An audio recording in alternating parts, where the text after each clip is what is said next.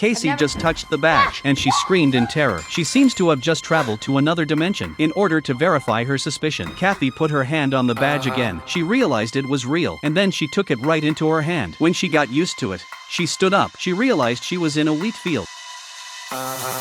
On the far side of the field was a magnificent building. She was curious and wanted to walk over and explore it. Then the next moment,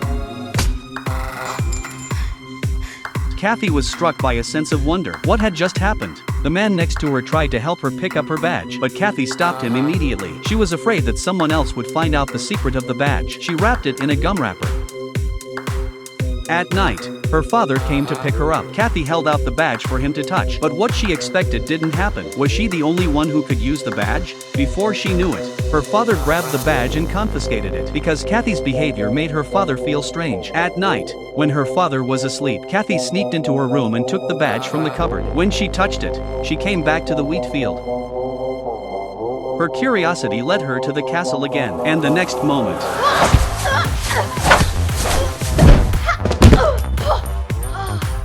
a curious Casey decided to figure it out, so she pushed her bike and left the house. As she walked, she determined the approximate location of the castle. Then she rode her bike to a clearing. She took out her badge and touched it again.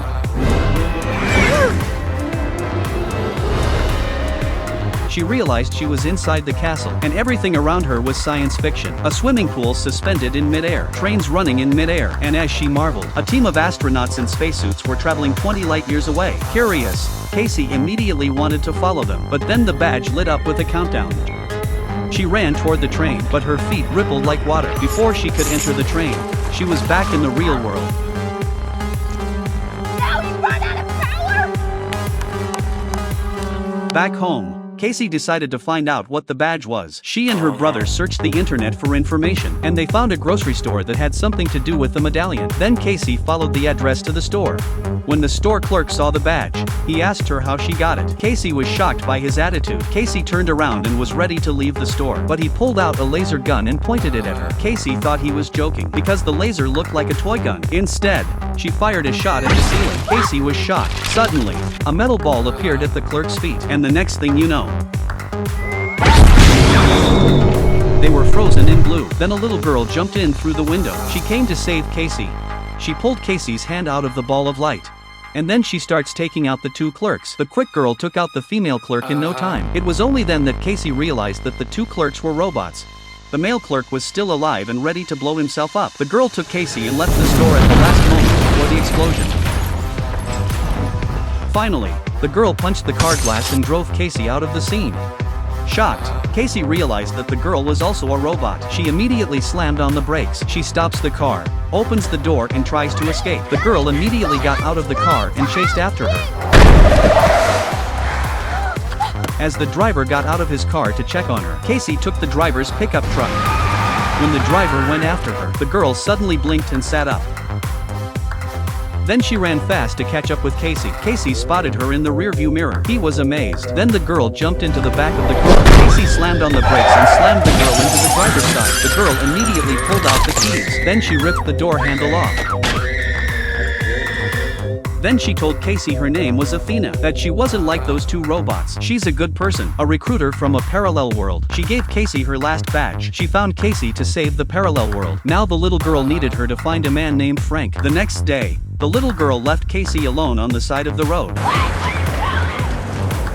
Casey was left to walk on her own. She came to the door of a house, but as she approached the door, a vicious wolfhound burst out. Luckily, the chain restrained the dog. The dog stopped in front of her, but Kathy realized something. When Casey calmed down, she realized that there were no footprints under the dog's feet. Then Casey realized that the dog was a holographic projection. After taking care of the dog, Casey knocked on the door but got no answer. Then she took out her badge, and the next thing she knew, Casey was blown away. And then Frank came out. He warns Casey to stay out of this. He closed the door and left. He left Casey alone outside the door. At night, Casey set his favorite forklift on fire. When Frank came out to put out the fire, Casey snuck in. Frank found out and kept banging on the door. Then Casey responded in kind. Casey saw a parallel disaster in the room. Frank, who had managed to get in, argued with Casey. While they were arguing, they suddenly realized that robots had appeared around the villa. Frank immediately activated the house's defense system. but the robots still rushed into the house. The two of them worked together to destroy all the robots. But the destroyed robots would explode immediately. In order to evacuate quickly, Frank took Casey to the bathroom and lay down in the bathtub. Frank pressed the switch and the bathtub flew up into the air.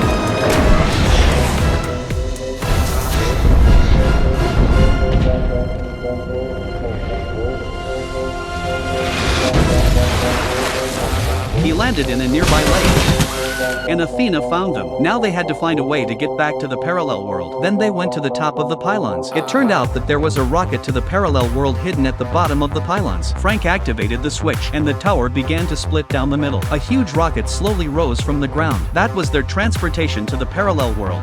As the rocket lifted off, they were soon out of the atmosphere. Then the ship turned around. It was headed for Earth at the speed of sound. The high speed distorted the space-time around the ship.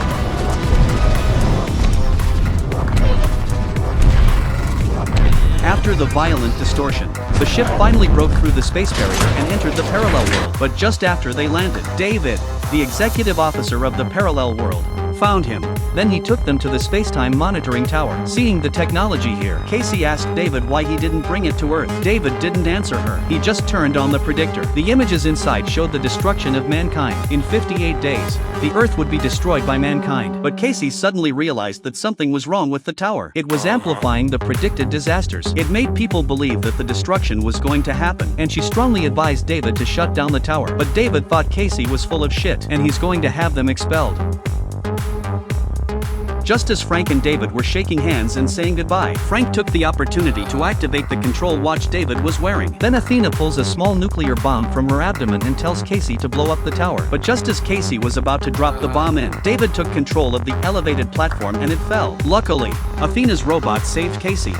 But the bomb was already counting down. Casey immediately threw the bomb into the portal. The explosion destroyed the portal. The falling pillar crushed David underneath. But David still wouldn't give up. He took out his laser gun and prepared to shoot Frank. At that moment, Athena blocked the attack with her own body. Athena was seriously injured and had no time to live. She decided to activate the self-destruct sequence. She asked Frank to send her to the monitoring tower. Frank was very sad, but in order to save the world, David threw Athena into the monitoring tower. There was a huge explosion. The tower was completely destroyed, and the world was saved. Soon after, David and Casey took over Athena's job and began a recruitment program. They used the badges to search again for talented Earthlings to build a better parallel world. And that's the end of the movie.